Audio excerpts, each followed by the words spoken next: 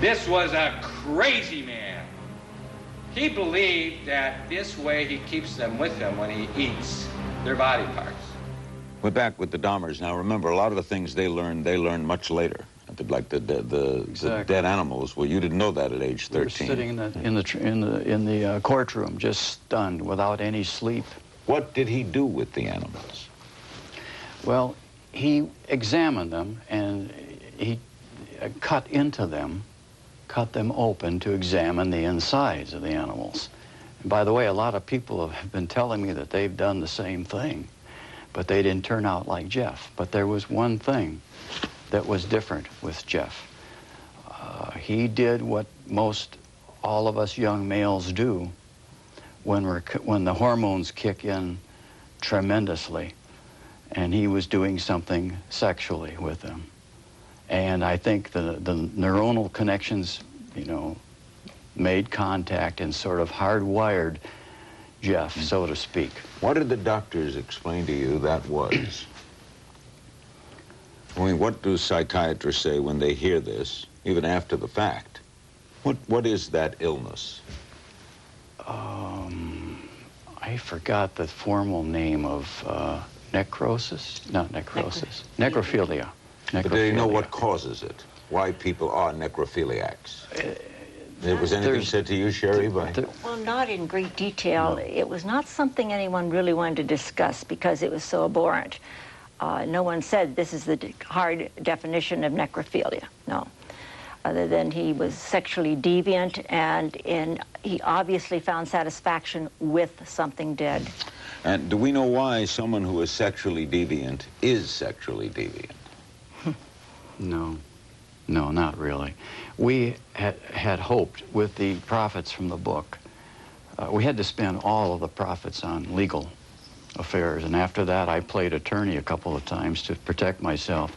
But we had hoped from the profits to have Fred Berlin at the Hopkins Institute and a woman psychiatrist from the University of Arizona investigate, actually in person investigate, not just for an insanity, purposes of an insanity trial establishment, but really get to the core of why he did this.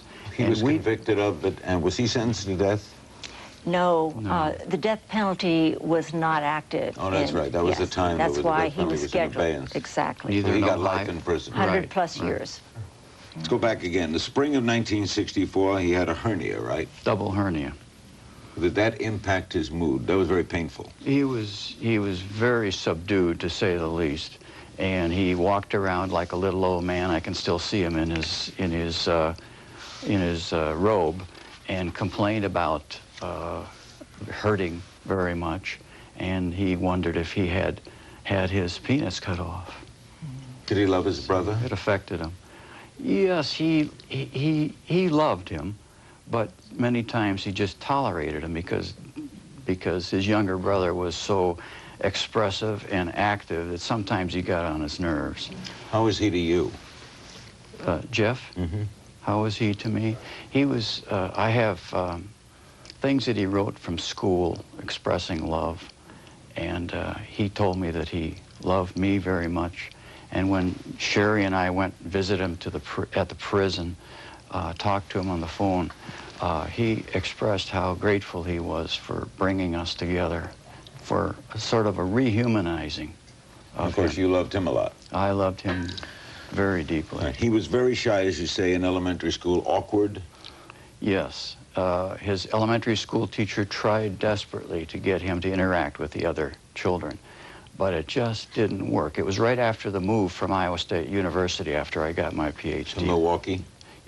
From Iowa State University in Iowa. Well, now, when you saw it this shy, didn't you have some wonderment that something's wrong here? Yeah, we involved him in soccer and tennis and 4-H. We raised lambs and chickens and on our 2-acre property. We involved him in all kinds of activities. We interacted at school.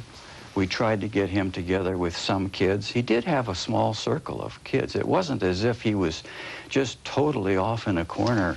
Did he watch cartoons? Did he like Batman? Yes. Did he like movies? We watched Popeye together every morning, Saturday morning. Did he laugh? He laughed. Yes. It wasn't as if he was totally morose, Larry, you know. But after we moved from Iowa to Ohio, it seemed like the inferiority and shyness just it was so exacerbated and increased to a great degree. What was he like as a teenager?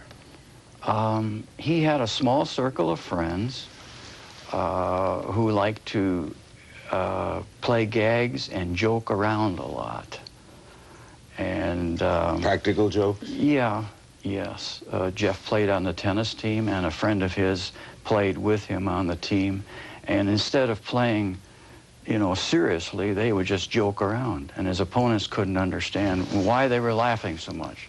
Did he date girls? No, no, he did not. Did he drink? He did drink in his 11th and 12th grade, which we found out. I didn't know anything about. You didn't know it? I didn't know that. He was going down to his friend's house and taking from the liquor cabinet. Any drugs? And going to school. There was one brief episode where we found a pipe at one point. Now, yes. Sherry, of course, not in the picture yet. You come in when he's 18? When he's 18. Okay. Let me get a break, and we'll be right back with the Dahmers. Don't go away. And sawed into pieces in the fly-infested apartment of Jeffrey Dahmer. Here, for not only does Milwaukee have to deal with the unbelievable horror Jeffrey Dahmer says he has spawned here, but the crimes police are now beginning to realize the grisly enormity of. Well, the next World News.